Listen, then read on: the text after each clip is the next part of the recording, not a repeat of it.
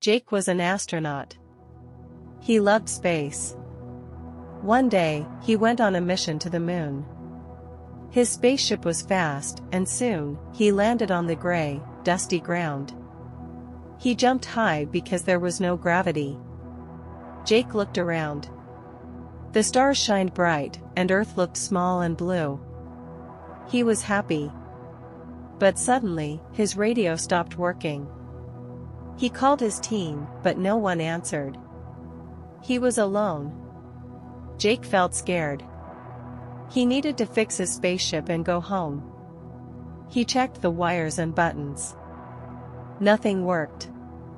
Then, he saw a small robot moving nearby. It was old and broken.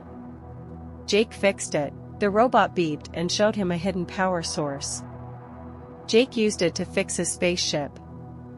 "Thank you, little friend," he said.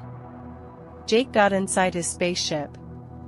The engines roared, and he flew back to Earth. His team cheered when he landed. "You are a hero, Jake," they said.